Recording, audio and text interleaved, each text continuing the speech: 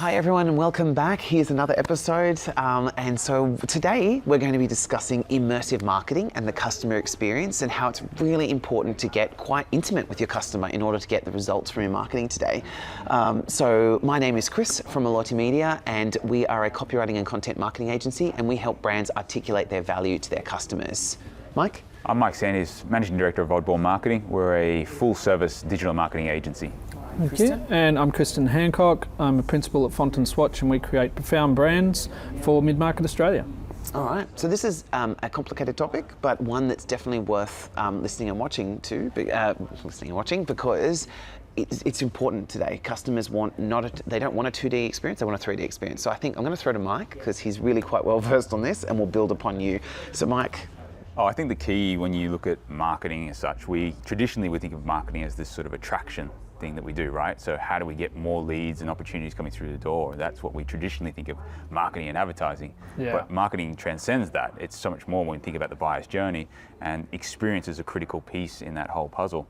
And so when we look at the experience, what we have to do is take another step further beyond that and say, well, what's the customer satisfaction level? And how is that? Because that then determines how likely they are to refer us to come back as a loyal customer.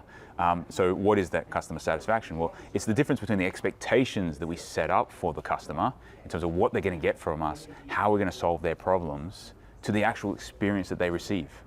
So the important thing to consider there is, what are we doing in the lead up in that communication to people, as well as what are we actually delivering, and making sure that the delivery and the experience that they have with us well and truly transcends any expectation they had of us. Yes.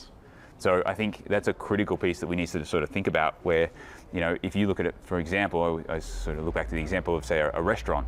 You know, if you have a customer's satisfaction when they go to visit a restaurant is set up by what they're going to, by the marketing activities done prior to that then leads them to be, having an awesome experience and being completely satisfied. Take, for instance, let's say like a little sort of Asian takeaway shop that might be sort of down a back alley and stuff that you kind of think, well, hang on, this is a bit interesting. You know, your expectations for that service and what you're getting to get could be quite low. Yeah. Because they're really not doing much to sort of to build up the anticipation for it. But then if you get a really nice meal out of that, you know, you've got low expectations, high experience. You're like, I found this amazing little restaurant. You wouldn't even know it exists. Yeah. And so then you tell your friends about it. Say, hey, you got to go to this little place. It's amazing. Absolutely. Yeah. Whereas you compare that to, say, a 5-star restaurant, which you can go to, and the service and the experience and the food could be completely way better than what you had in that sort of small little takeaway shop. But because your expectations are set so high, because, you know, I'm going to a five-hat restaurant or whatever it is, I've got massive expectations, so that they've really got to deliver for me to be happy with it. Yeah. So it's not just about being better than anyone else. It's about how do you set up the expectations for what a customer's going to get from you versus what they actually get from you. Absolutely, and I think that's the way that you should measure the success of your immersive marketing. It's kind of like, you know, you're testing the satisfaction that they're getting. But I think there's another step on that. And so for me, immersive, from a branding perspective, immersive marketing talks about how do we engage with that customer on every step of the journey, on the customer journey, so that they feel connected to us from the moment that they come across discovery. So there's the discovery element, and so what value and this is what you were saying, Mike, around what are we projecting there? So what proposition are we projecting to them there? How are we engaging with them? Versus then, as they go through discovery, consideration, procurement, and then reconnection, as they go through each one of those, have we met that initial proposition? So have we continued to connect with them? So everything, so for us, it's from the moment they first have the, first impressions, then down to, so if they're dealing with you, I'm thinking about a product, how do I get continually energized about that product? So how do I present the different value features? And then if I drift away from a website or something, do I get some sort of connectivity back through my retargeting? Because you guys do this so well, where I visited the website, I've been looking at product A, B, and C, and then all of a sudden on my Facebook feeds and LinkedIn, I'm starting to get those products. And refreshing the memory. And it's not just the same stuff, but and to me, this is where immersive marketing comes in. It's about thinking about that customer journey being really clear on how people come across us, the different channels they come from, how they perceive us each time, and then reinforcing the value proposition. But thinking about the different touch points. So if I am going to drift off, if it's a big ticket item, am I actually going to make that procurement decision on day one? Or do I actually set up an immersive marketing strategy that might involve retargeting? It might involve collateral download. Yeah, it's got downloads, and then is there, how do I capture their details? Particularly, say if it's car buying or whatever, how do you capture the details so that you can then call them? Yep. And have a face-to-face discussion, bring them in. And drive. So that to us is where, from a branding perspective, we consider the real immersive marketing customer journey. And then if it's smaller, Apple for us are these are the icons in immersive marketing. Not only do they give you a first impression on their website, but then right down to the point when you receive the package in the mail, you've been told it's coming, so they've built excitement over 3 or 4 emails. And then when it finally comes and you start unpacking it, the engineering that goes into the packaging, you feel like is the same engineering that's gone into the product. It is. They're quite Everything masters, just aren't they? reinforces that value proposition, and this is why I bought it, And don't lose the connectivity of trying to then encourage that person, particularly if they're unwrapping something, to share that experience. Yeah. So use that. So put a little card in there that says, all of our customers share their experiences with their friends like this, and they all show the yellow ribbon or whatever, if you know what I mean. And that's what immersive marketing is. And from a branding. that was a really good definition. And I think what it comes down to is today customers don't just go one touch buy.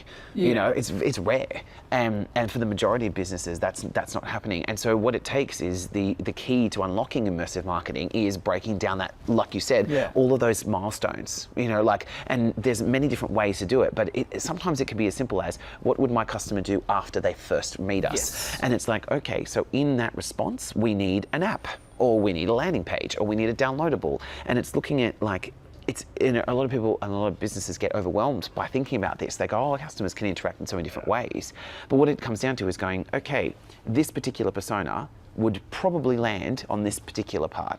And from here, they would get this information and go here. So do we cover this? No, there's a gap there. Right, we need to put marketing in there that gives them more of an immersion experience. And then it's like, okay, so from there, they would probably then go back to a website and learn more. And then we send them to a landing page, or then we retarget. Exactly. And this is where I love holistic marketing. And this is where Mike's business comes into play, because you then provide the data.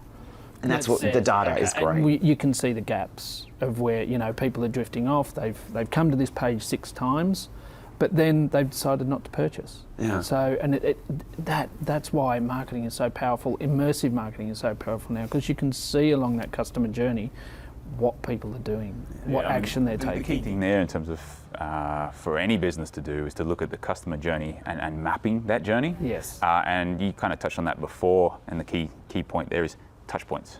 Yes. So it's mapping that customer journey right from acquisition, and then going through the initial phases of the buyer's journey through to the experience, and then going into sort of loyalty and then advocacy. So mapping that whole journey through, looking at each touch point and looking at, well, what are we doing as they go through those steps in that journey? What are we communicating? How are they experiencing things from what we're doing?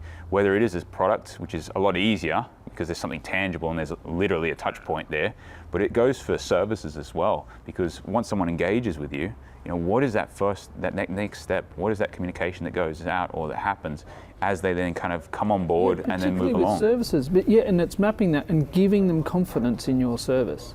So letting the client see that you're ahead of each step. You're communicating with them well, you're telling them what's coming up, and you're ahead of what they should expect, and you're giving them the confidence that your service is going to deliver, and that's that immersive style. And you can do that in so many different ways. Yeah. It doesn't all have to be digital. Yeah. A lot of it can just be simple physical contact and give them a phone call. But as you say, Mike, map it all. Yeah. So I think I cut you off there. No, that's exactly it. And it's looking at the different mediums that you use. Yeah. So in terms of touch points, it can be the packaging, the feel of it all. It can be communications, whether it's an email, phone call. They're all touch points. So you've got to look at each one of those and crafting those, because they will all have a huge impact on the actual experience. Yeah. And I find from a branding perspective, we always say to the clients, do it all, but it must be on your brand identity and it must adopt the tone. Yeah.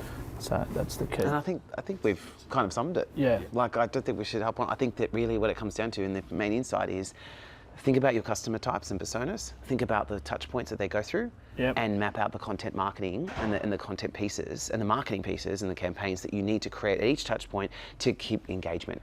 And it's not just for the sale; it's for the more sales and long term and nurturing. It doesn't stop at the sale. Yeah, like That's the start. the first they become a customer, then how do we become a loyal advocate and a raving fan and all that kind of good stuff. So There's another podcast just in that. So thank you so much for joining us in this episode. I think we covered that topic pretty thoroughly in a nice quick time. So we're coming from the Cub Potts Point, which is the Club of United Businesses, where members love this place here. It's a great venue, and so please join us in the next episode.